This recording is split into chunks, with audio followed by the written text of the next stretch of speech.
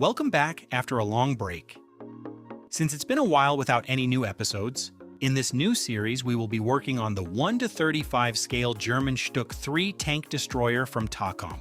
We get a lot of very well-made plastic here, along with a few photo-etched parts, which I'm really happy about. Instead of a regular cable, they've included a ready-to-use copper wire. The manual is also clear and easy to follow. Without further ado, let's get into it.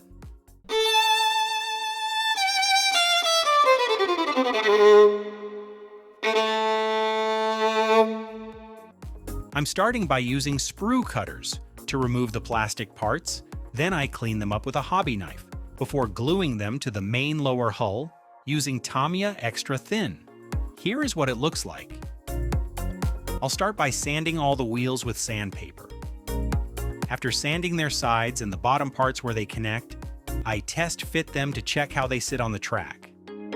Once everything aligns, I glue them with Tamiya glue and repeat the process for the other wheels.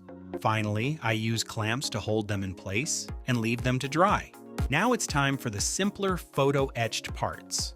Simpler because, as you saw in the thumbnail, there will also be side skirts, shirtsen. But I hadn't bought them yet when I was recording this video. So make sure to stay until the end so you don't miss that. I cut the PE parts using a knife, specifically a hobby knife.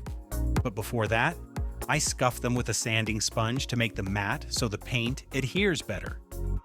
I glue everything using black super glue from VMS. For the engine grill I'm working on, I apply the glue from underneath using a toothpick. We won't really be looking down there, but I'm still trying to do it precisely so it holds together well. Now we're going to work on the tracks for this tank. I've already done one side, so now it's time for the second one. I'm cutting the individual track links from the sprue, and then as you can see in this time lapse, I'm lining them all up into a row. Exactly as many single links as the manual says.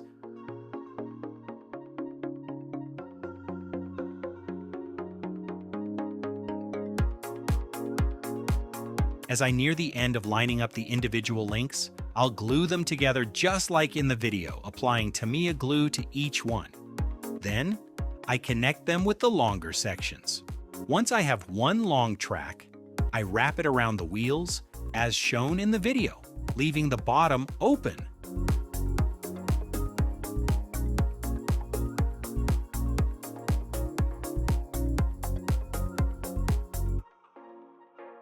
Now, I'm gluing that open bottom part of the tracks in just one spot so that later on, I can have a removable section that can be easily taken off. Now we're getting to the cooler part that you won't find in the manual. We're going to create some battle damage, which I'm showing you right now on one side of the tank. To do this, I'll be using the flame from a regular lighter. I start by lightly heating up the plastic and quickly reacting with smooth jaw clamps, not the plastic cutters, to bend the plastic while it's still soft from the flame. After that, I take out some sandpaper and smooth it out. I do the same thing from underneath to give everything a great texture and a realistic look.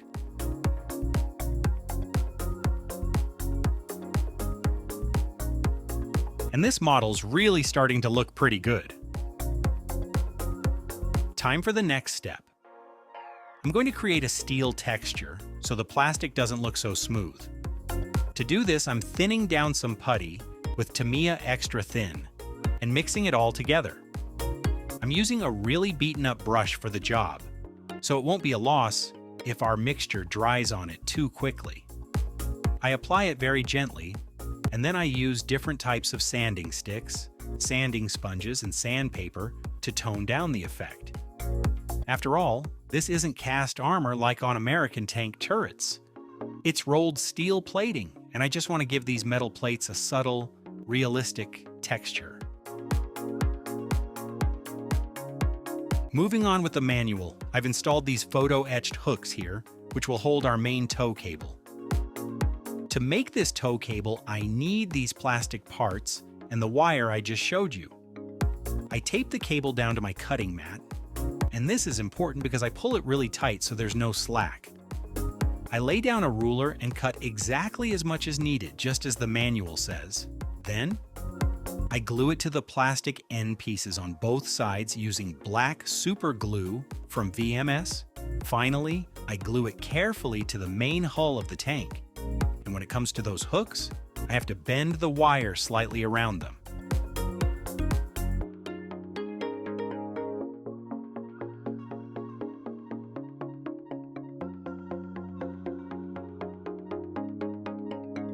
Now I'm going to add more things to the tank, like this plastic cover here and some photo-etched parts.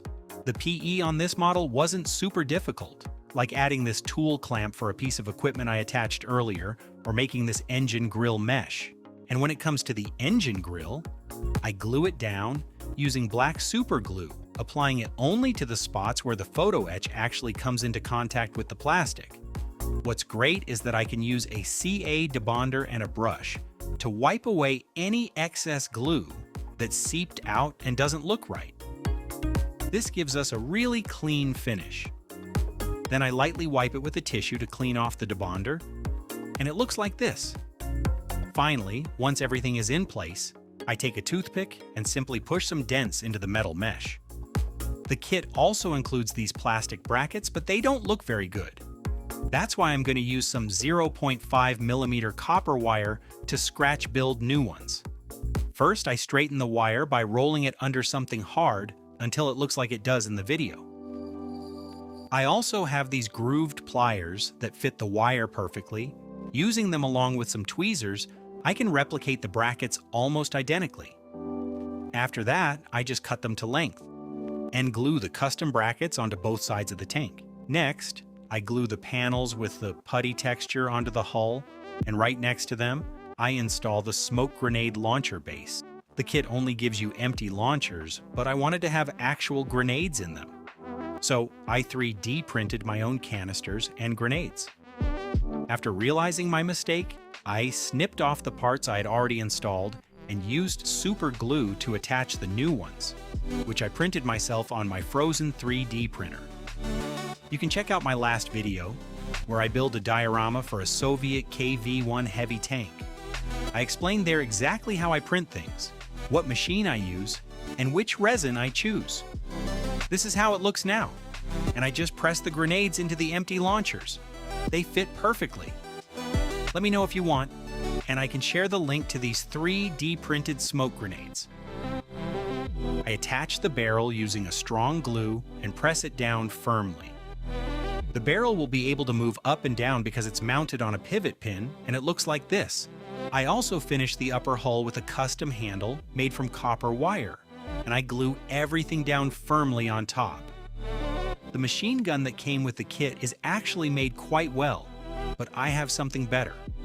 I have a Tamiya German weapons set, which includes the exact same machine gun. I cut it out, and side by side, it actually looks a bit worse at first, though after some careful sanding, you can't really see the difference.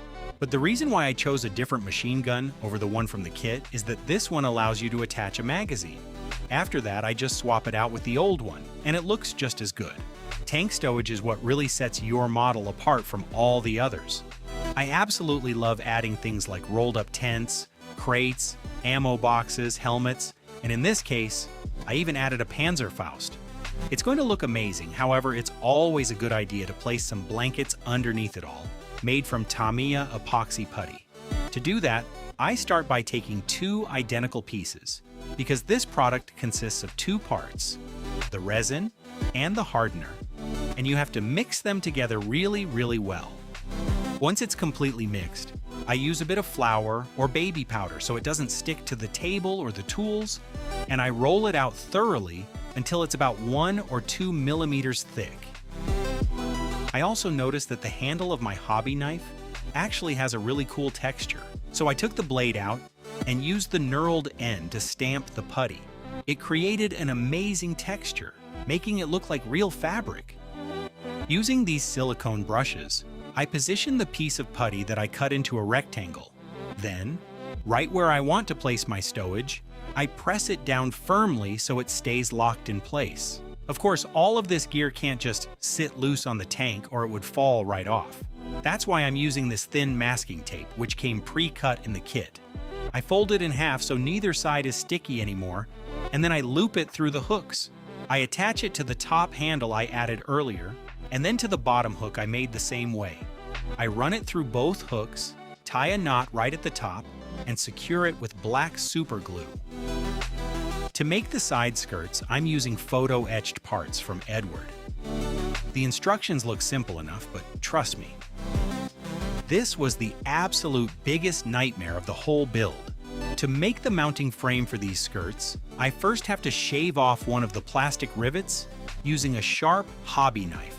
And it's really important that the blade is fresh and sharp so you don't damage anything else around it. Luckily, I managed to pull that off pretty well. The stowage I showed you earlier isn't the only thing I had up my sleeve. I also used my printer to make some Jerrycans and their brackets. So before moving on to those photo-etched side skirts, I need to glue these Jerrycans in place first to make handling everything easier later on. I temporarily secure them together using some tape, as you can see here, and then I glue the back with black super glue. Standard plastic cements don't really work on resin, so CA glue is definitely the way to go. I very carefully glue them to the side and leave them to dry so I can peel off the tape later. Using the tape made it so much easier to glue them because they were already joined as a pair. Then, I did the exact same thing for the second pair of Jerrycans on the other side. I cut off the upper part of the Jerrycan brackets and I'll glue it back on later, but for now, this makes it super easy to slide the Jerrycans right into place. Finally, we can start by scuffing up the photo-etched parts with a fine grit sanding sponge, just to make sure the paint adheres well later on and doesn't chip off, and then bending the hooks. Next, I apply 2 tiny dots of glue to the plate and use tweezers to precisely place the hooks. Luckily, the alignment spots are nicely marked with recessed squares. What can I say? I made 8 of these pieces, and each one hangs from those hooks on a long metal guide rail. I had a ton of trouble with it, but I spared you the nightmare and cut most of that out. I didn't want to leave these side skirts looking completely smooth like they just rolled straight out of the factory. That's why we're going to add some battle damage. I'll start by making bullet holes. First, I use a push pin to mark exactly where I want the hole to be.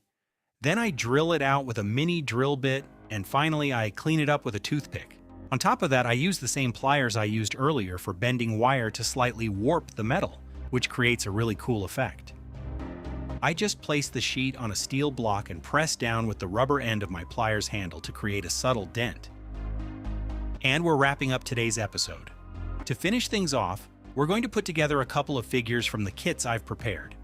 I'm taking one figure from the Tamiya kit and one from Dragon. I'm not going to build them exactly as intended out of the box. Instead, I'll mix and match them however I like. For instance, I swapped the hat on this Dragon figure with the one from the Tamiya kit. Then, I filled in the slight gaps with Tamiya epoxy putty, so everything looks seamless. The arms on the Dragon figure also needed work because it's an older kit with some massive gaps, so I sealed those with epoxy putty as well. I also added a custom headset. The original ones, like I said, being an older kit, were just completely unusable. So I found a headset from another figure, used black super glue to attach a super thin wire to it, and they turned out looking really cool. And that's the end of today's episode. Thank you so much for watching. Here is the final result of the build. I actually ended up removing one of the side skirts, and later during painting, I took off 2 more. Personally, I think the tank looks absolutely amazing. If you enjoyed the video, please make sure to subscribe and leave a comment down below to let me know what you think. Also, by the time this video goes live, the tank is already fully painted, so let me know in the comments if you'd like to see the painting process and the creation of a diorama for it. Thanks again for watching, and bye!